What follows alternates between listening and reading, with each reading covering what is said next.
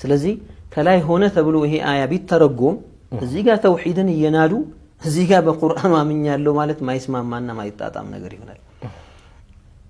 በነገራችን ላይ استوى ምትለዋ ከሊማ من باب المدح ስትመጣ من باب الثناء በማወደስ ያ የሚሞገሰው የሚንጠቀስለትን ለማላቅ ለማሞገስ ከመጣ በመቀመጥ ወይም ደግሞ በቦታ ከፍ ያለ ቦታ ላይ በመያዝ አይተረጎም።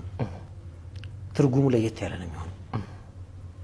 ለሰው እንኳን ይላሉ ለሰው እንኳን ሻዒሩ እንዳለው قد استوى بشر على العراق من غير سيف ودم مهراق ሲል ቢሽር ኢራቅ ላይ ከላዩ ላይ ወጥቶ ተቀመጠባት አይደለም ወይም ኢራቅ ውስጥ ካሉ ከፍተኛ ቦታዎች ላይ ከፍ ያለው ላይ ከዚያ ላይ መርጦ ተቀመጠ ማለት አይደለም።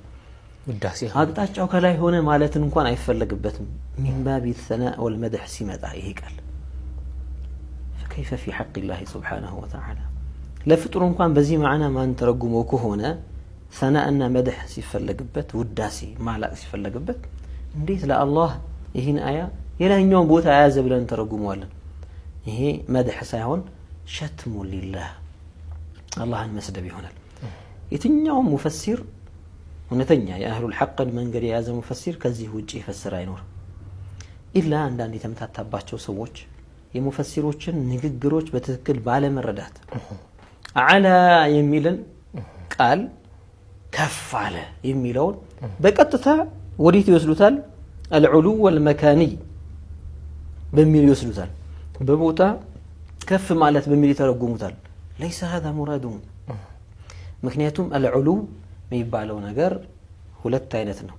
ለመخلوق አቅጣጫ ላይ ከፍ አለ ለማለት እንጠቀምበታለን። ለኻሊቅ ለፈጣሪ ግን ይሄን አንጠቀም። ኢዘን የአላህ ዑሉ ልዕልናን ታላቅነቱን የምንገልጽበት እንጂ ቦታን አይደለም። ስለዚህ ነው አንዳንዶች ይህችን ቃል በማምታቻ መልክም ይጠቀሟታል። አላሁ ተዓላ ወሰፈ ነፍሰሁ ቢልዑሉ ስለዚህ ላይ ነው ያለው ይሏል። ይሄ እንዲህ አይነቱ ነገር ውድቅ ነው እና የትኛውም አህሉል ሐቅ የሆኑ ሙፈሲሮች በጠቅላላ አላሁ ተዓላን በጂሃ እስቲዋ አድርጓል ብለው የፈሰሩ የሉ። አንዳንዶች ግን ማዕናው ሳይገባቸው የሚያጣሙ ይኖራሉ ለማለት ነው። መልካም። ስለዚህ የኢብኑ ከሲር በዚህ ጉዳይ ላይ ምን ያህል የሚል ጥያቄ አንስቷል ኑሩ አሊ? ያኒ አንዳንድ ኢልቲባስ ያለባቸው ዒባራቶች ይገኛሉ። እንደ ኢብኑ ከሲር